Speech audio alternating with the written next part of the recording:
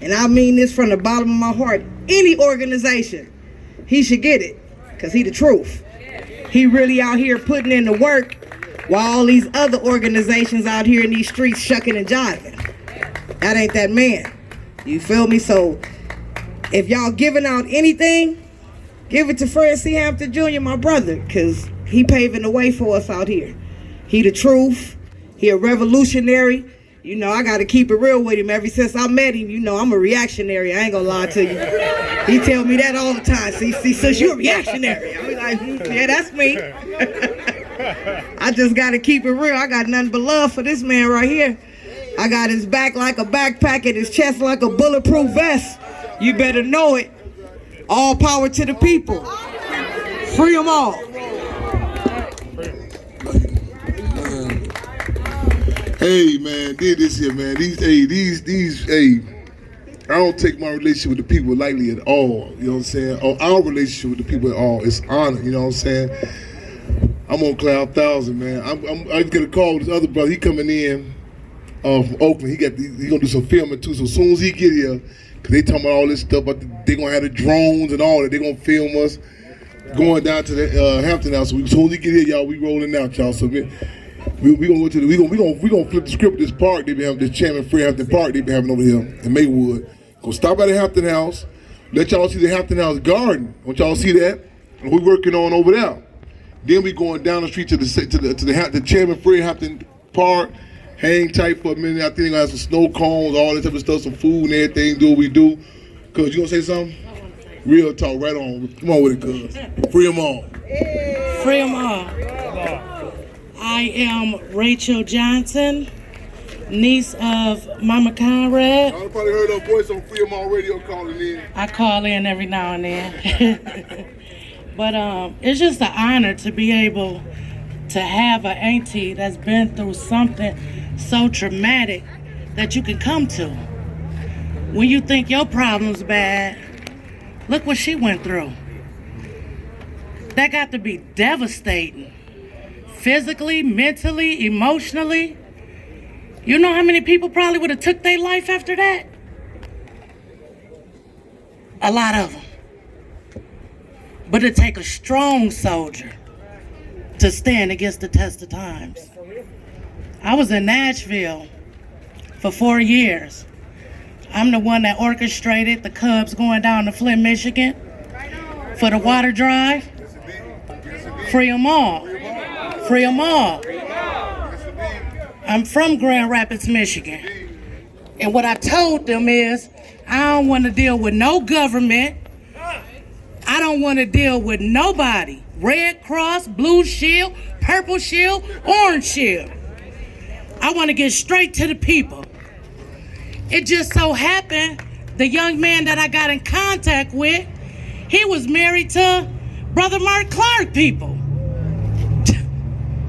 My auntie called me and said, Niecy, you the shit. That was an honor. I was like, what you talking about, auntie? What happened? You know, just wanted her to say it, go on about it. She was like, you the shit. I didn't even know what I had orchestrated living down in Nashville. I didn't even know if I could connect with people back home in Michigan because everybody had cut me off. But the good thing about it is the Cubs made it down there. Them people in them nursing homes were so glad, talking about, we glad somebody came. They ain't have to do it. Ain't no government funding here. We ain't asking for no government funding. We asking the people to assist the people. That's what we asking for. Any donations. If you know what all, Chairman was catching buses. He helped the family out to get justice for a murdered child against Chicago PD. Guess what they did? They changed their number. But we didn't ask for a dime though. But when you needed us again, who they call? I said, auntie ain't finna cut me off. I can't give her number out. I'm her favorite niecey. I'm her favorite. I said, them people changed their number. I said, said, what? They changed their number. And then when the police beat up on another sister, child, they want to reach out. Well, call chairman, this and that. No way. I can't do it. You burnt the bridge for no reason. He was just trying to help you. He helped you. Get past that. And you looking at $1? It ain't no price tag on the work they do. Ain't no price tag. Ain't no government funding. They fund you to their system. It's all systematic. All that. IEPs, all that. They get $20,000 a head on kids. Just for you to say, yeah, my baby needs some help. For what? $700 a month? That ain't shit. And I know the cost of living in the Chi is high as hell. That ain't shit. So quit looking to the government for help. They not gonna help you. They gonna help you be fucked up. You're gonna be fucked up listening to them. Look, I could testify to it. I was fucked up listening to them people. For what? I had a direct connect to one of the strongest women I ever known. The fuck I need the government for? Fuck them motherfuckers. Mother loved them, mother had them, motherfuck them. Flat out. They ain't doing shit for the people. It's the people assisting the people. We got to step up. And I'm making that commitment today. I live 2.5 hours away. It ain't no reason I shouldn't be here every year. No reason. I came 7 years ago and made motherfuckers come out. Yeah, you coming with me. But we don't fuck with them either. Guess why? Because they got the systematic process. That's all they know. They don't know shit. They idiots. They retarded. They stupid as fuck. Bottom line. So if you want help, you got to seek help from the people. That's the only way you're going to make it out this struggle. We got to stand against these test of times. They showing us. Shit, Donnie letting y'all know right now off the bat. He mean what he say what he mean. Because whatever he say, he do that shit. Slow down testing. They slowed that shit down. They started killing off the people in the nursing homes. Not turning in their reports and shit. But come on. Wake up. Wake the fuck up. We've been asleep too long. So, y'all could Cash App Chairman. The Cash App on the flyers. Y'all could donate. Y'all could slide some, whatever. Twos and fews do matter. Just to let y'all know. That's a bag of rice for somebody that needs something to eat. Real talk. Free them all. We ride. Hold on. We gonna. See, this is what I tell people. Chairman doesn't let me intercede for him too often, but I tell people, because he's always wanting to help everybody, and he doesn't tell anybody no that I know of, but I do. And I try to get in between him, and I told this one person, I got another call to make this week. He, because we don't have him, belongs to us. And you're not going to disrespect him. And he can't show up. And for somebody to change their phone number, this is the first I'm hearing of this. That is extremely disrespectful and unacceptable. So these people call on him. I won't even mention this situation that happened last week, but this is a call that I got to make this week. But they're so full of themselves, and it's just so in style to be black. And everybody's throwing their fists around and wearing red, black, and green and just quoting the ancestors and all, and incense burning and they disrespect him. The progeny, the legacy that belongs to us. Both of my parents were in the Panther Party. on the south side until the south and west side came under the leadership of Chairman Fred. And so what he's doing, Save the Hampton House, Mother Comrade, they belong to us. And I am very possessive over it, and I don't appreciate when people disrespect either one of you like that. Brothers that love, respect, and appreciation, we don't take it lightly. Thank you. You see them, brother? Yes, indeed. Come on. Give me, I'm brother, nephew, Jordan. When you get here, I don't know if you're here yet, because we waiting on you to get here too, for so all the camera crew be on deck. But yeah, all who else? You charged up, Rico. Who else? Somebody else on the camera crew. Somebody else we had. We'll figure it out. But as soon as they get here, we gonna roll. But yeah, definitely, Pablo. Yes, love and respect, Leila. Right on. Yeah, the cub that just left, just got finished talking. You know, it was interesting that you allow us to come speak about the Clear the Airways project, and you dealt with it too while you were talking about this music issue, this culture. You know, we know culture is a people's way of life. How we deal with our unborn, to how we bury our dead, and everything in between is our culture. And music plays such an important role in our culture. Just like we had the poems today, the spoken word, that was an important part of this piece. And we talked about speaking earlier, but I wasn't gonna speak after K-Love. So we waited a little while after that though. But Sister Leila checked out a piece that we had on Facebook about a demonstration we were having on July 2nd. And she thought it was July 2nd, 2020, but it was a demonstration that we held July 2nd, 2010 at that European-owned radio station in Hammond, Power 92.3, that continuously demeans and degrades the masses of African people, along with WGCI, that Crawford broadcasting station, that No Heart, they call them iHeart, we call them No Heart station, formerly Clear Channel, up here in downtown Chicago. And so when the sisters did that, I was like, still share it. I'm glad she shared it, because she jumped on it, a petition we were putting out to demand that these radio stations stop immediately playing this violent, vulgar, pornographic, gun-toting, drug-laced music targeting the masses of African people, African children, and youth particularly. This is what they do, both 92.3 and WGCI. Here we are, probably the second or third highest concentration of African people in the U.S., and both of the radio stations that target our children are owned by Europeans, and this is what they push.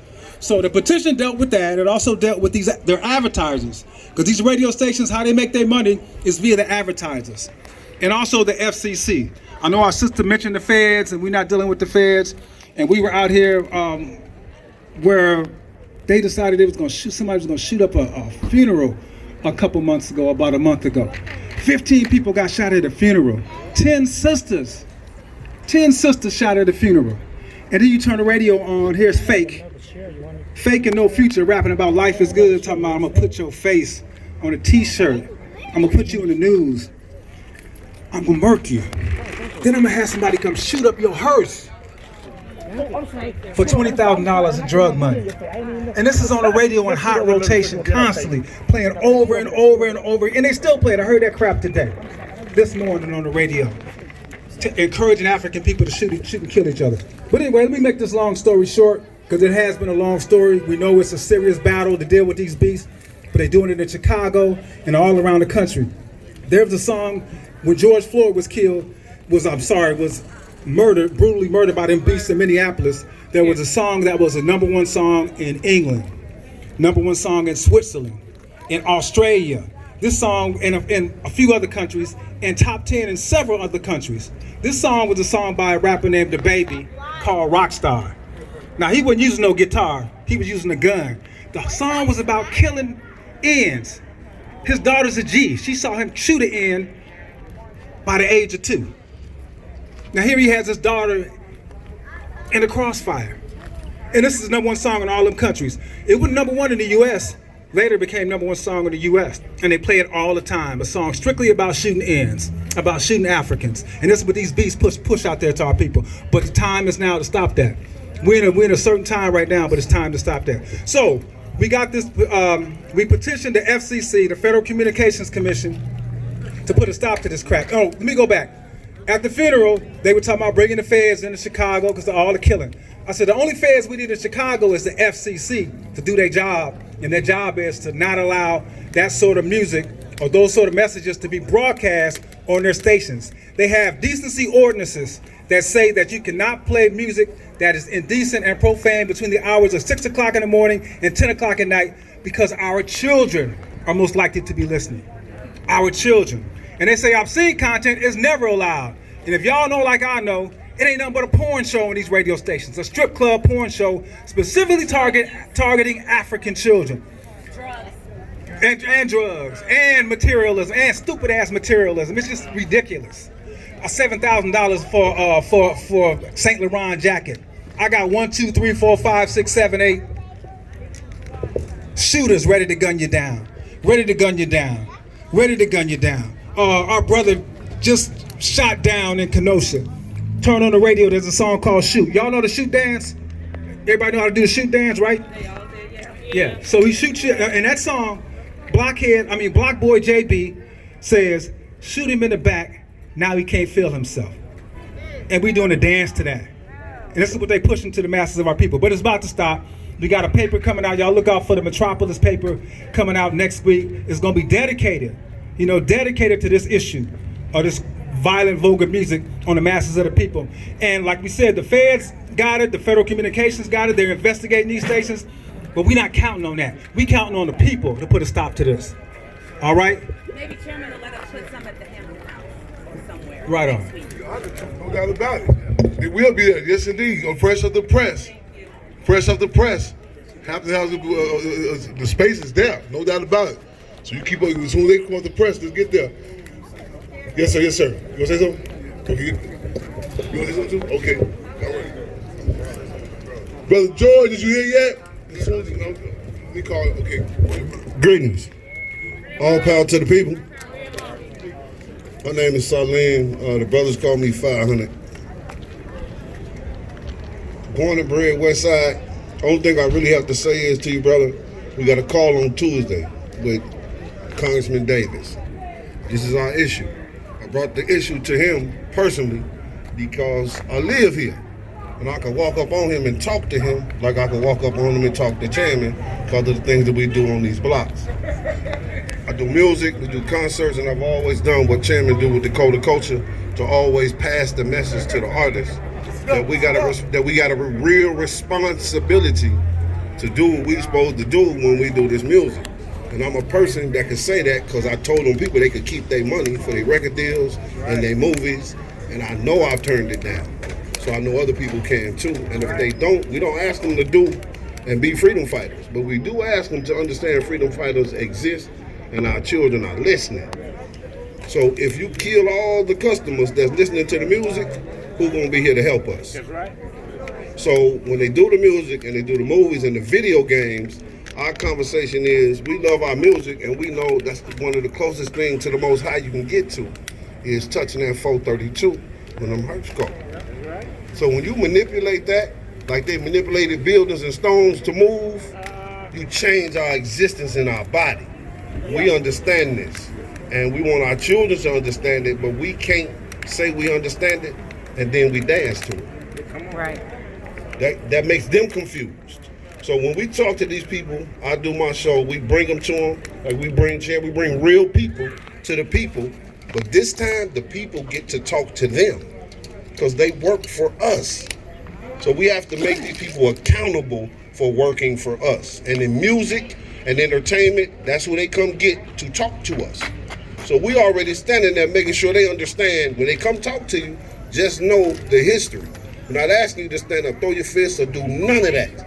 But make sure you understand your history when you start talking, because I promise you, we're going to walk up on you. This Chicago. That's why we can't take that kind of music. Because our people not going to take it, they're going to pull up on you and they're going to come see you about what you said. So the things that we do here transfer to the entire country with our music. Our young people in the last 10 years have changed the face of this earth. The kids from Chicago that we begged the city, the Park District, to start a record label with us so we can save these kids before we give them to these record companies. We asked them to. I did myself. So when we walk up on them now, they understand because of what's going on. So please get on this call. Anybody else, that need to understand and really have these people talk to them. When the mayor comes talk to us, when the senator comes, the congressman come, I bring them like this to the people. And you get to talk. We got town halls back. They accepting it because we need it. Please participate. The sports and entertainment is so important in our community. Don't think it's a game. It's a tool used against us. So if we can train our young people to be great artisans and great actors, they'll have that education in their mind. Education is first in all of this. Please, political education. Chairman, what you say? The terms. You gotta be clear about the terms. Brother, that music, please stay on that. Everything we got, we'll give it to you. Because we don't do that, but we do this part. Yes, sir. I think Chairman is on the call. Anybody else? I think we're going to be. I think Chairman went to the call.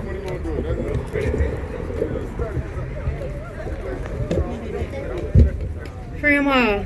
Y'all can hear me? Let's try to take over. Okay, free them all. I'm Toya.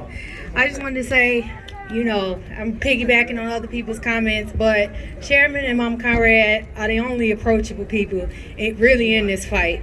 Black Lives Matter got the publicity and the money, and the people that you can count on call at 2 in the morning with a fucking problem, deal with you when you're at your worst, when you can't even say your relative name without crying. That's the only people who had my back. That's all I had to say. Free them all. It's all right. Barry Gunner. Power to the people. Free them all. Free the land. Black power. My name is Dialobe Lumumba. I live right down the street. I had the honor of meeting Chairman Fred when I was a youngster on Madison and Pulaski. I lived on Gladys in Springfield. And I was a member of a street organization called the Folk on the Hustlers. And my chief, named Walter Wheat, they was out drinking on the corner of Madison and Pulaski. And, you know, we was gangbangers, right? And there was some Panthers coming down Madison. I think they had a headquarters right there across the street on Madison, over there, Walgreens or something. And they said, you brothers need to take that drinking off the street. Nobody never said nothing like that to my chief, you know what I'm saying? And he said, yeah, all right, Fred, and he knew Fred. And from that point on, he wouldn't allow none of the brothers to be out on the corner drinking. Come on now. You know, from that point on, he you know, and Fred became an impression not only upon him, but definitely upon me. So at the age of 15, I was kidnapped by the Chicago Police Department. Okay, charged with a murder, railroaded, convicted, and sentenced to 80 years in prison. Now, I did 26 of those years being tortured. I'm still here, still strong, black, and determined. All right? However, I'm still dealing with that situation today. I mean, I should continue this struggle to the day I leave this planet. That was 26 years out of my life for something I had absolutely zero to do with. And it was known by the police, because he told me, he said, look, if you don't say this here, this is what we're going to do. We're going to put it on you. And they convinced another black lady to implicate me in that. All right? But they know. My public defender knew at the time. This was back in 1972, early 72. The public defender knew, the state's attorney knew, and the judge knew. Now, I had a judge back at the time. Now, as a juvenile, if you're charged with a crime, I don't know about now, but back then, I heard this little devil that ran around and shot them people up in Wisconsin the other day. He's in a juvenile facility. He's been treated like a juvenile. I was 15 years old, ain't did nothing. Hell, I was put in isolation in the county jail. All right, I stayed in there 9 months, but they had a judge named Strayhorn who was my judge, black judge. A lot of y'all know him. And the public defender didn't like Strayhorn because he wanted to control. You know how people like to control stuff, especially when it's our stuff, right? Especially when we're in positions, right? So he would have a confrontation deliberately with Strayhorn, me not understanding at the time that I'm being hoodwinked, okay? So he ended up waiting to Strayhorn go on a week's vacation. They took my case, unbeknown to Strayhorn, out of his courtroom downtown to the Davidson at the time, in front of a judge named Robert E. Terry. He's a white Irish conservative former state senator or representative, something like that. But anyway, he never tried a criminal case a day in his life. And they got me down there in front of him. Then, while Strayhorn on vacation, they brought him in Strayhorn's court. And that's why he is who railroaded me with a white jury. And I ended up with 80 years, basically 95 years. And I did 26 of them. Being tortured, being subjected to any and everything that you can imagine that would happen to a brother in one of those institutions. But I can say this here. I want to reiterate what a sister said earlier about the killing going on with our young children. Now, if you think back, 3-4 years ago, it was ladies getting shot at bus stops, right? 3-4-5 years ago, it was black women getting shot at bus stops. Okay, and stuff like that. Now you're getting little black children getting shot. But like the sister said, they got all these damn cameras in our neighborhood. Okay, our tax money allegedly paid for this, right? But they can't catch nothing. I can tell you this, I know people that committed shootings and stabbings under these cameras. Okay? But they ain't called, they never been charged, they never been asked questions about it or nothing. So this is just to say that this is an encouragement. Now I can say as a gang banger back in the day, we had police members in our organization. We thought we did. These were just some crackers running around using us to kill and fight our own brothers. They would bring them over to our neighborhood so we could whoop their ass. Excuse my language. But that's the way they promoted and encouraged the violence. Because if you did something to somebody else, they're going to come back and retaliate, right? And what's happening today is like the sister said. I know y'all heard about these masks and these brown gloves and face masks that they can wear. Okay, we don't target little children like that. These are people that's trained shooters now. Just little children getting shot. There's something to that. Our children are being targeted, and it's racism, and it's basically designed to intimidate. First thing you're going to hear primarily from sisters, I'm getting out of Chicago. I'm leaving Chicago. That's what they want. That's why they're doing this shit. Okay? But I want to say to the brothers that's dedicated, that believes in this here, that's real about this here, we got an organization called Street Peace Coalition too. And we believe in coming out in the street. All right? And we encourage any and everybody to start organizing. The liberation of our people. We still not free. We still not free. You know, they're using any and every means of keeping us oppressed, and basically, one of the basic means of them keeping control of us is keeping us divided.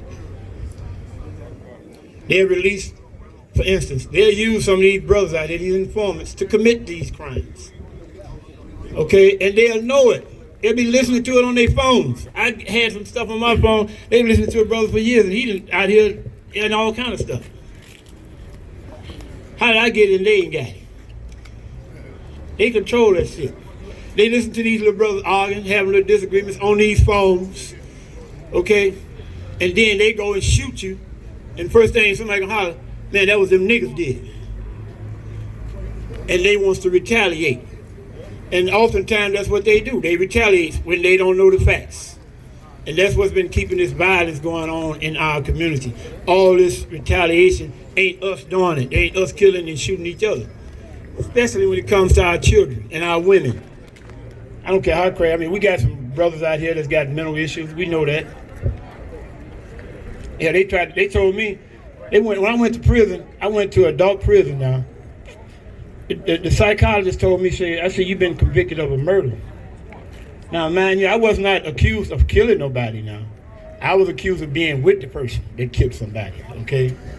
But he said, I'm gonna put you on this medication because I figured had you been on medication, you would not have committed this crime. So I'm sitting there listening to him because I'm a juvenile in an adult prison at the time. This was Sheridan. And see, Sheridan was closed back in 1971 due to the brutality of black inmates down there, black juveniles being subjected to forcibly subjected to being injected with Thorazine. And it was outlawed, right? Yeah. Right? But it wasn't. I was a victim of it personally. I was in 1973. They just come in there because all the adults in the prison said, man, these juveniles are not supposed to be here. And they had 28 of us insured. It was an adult prison. So we went on a hunger strike one day. I'm the youngest one in the prison at the time. They come to me and say, psychologists want to talk to you because I went on a hunger strike.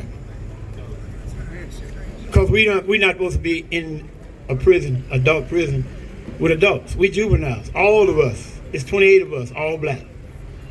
Okay? So, I said, man, I'm not taking this stuff, man. He said, well, if you don't take it, it'll be enforced upon, it'll be administrated to you. I said, okay then, well, that's what y'all want to do. So I got up, I walked out the office. When I stepped out the office, there was about 5 big old white hillbillies. And I'm talking about hillbillies because this is down in Sheridan, right?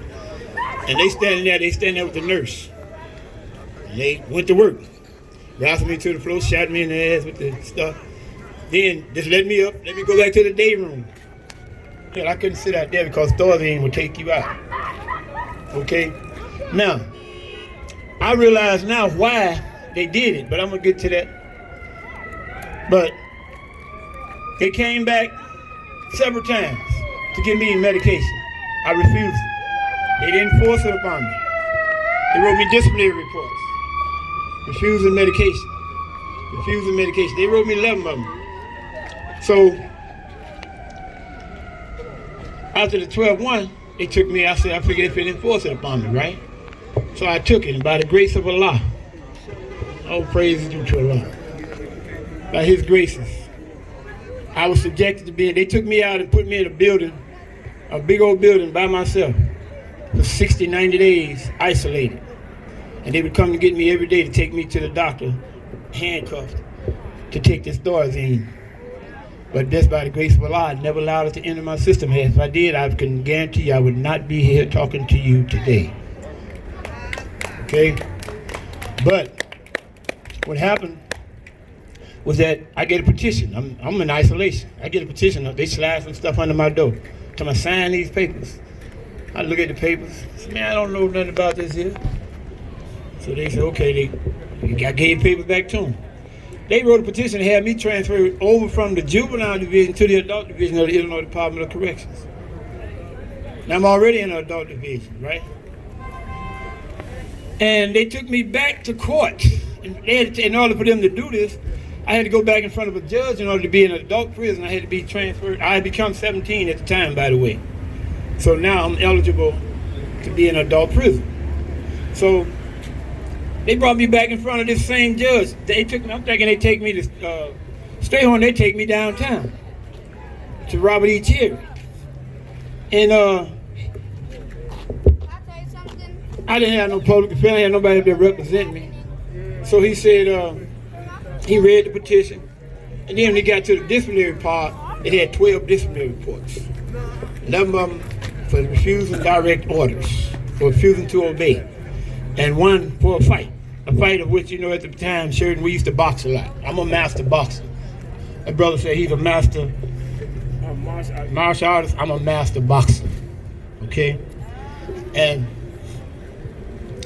you know, as juveniles, you get into a little, you know, we wrestled though, but they call it a fight, but it wasn't a fight. Anyway, so this judge say, I see you refuse to obey orders and refuse to take your medication. He said, do anybody know what medication he was on?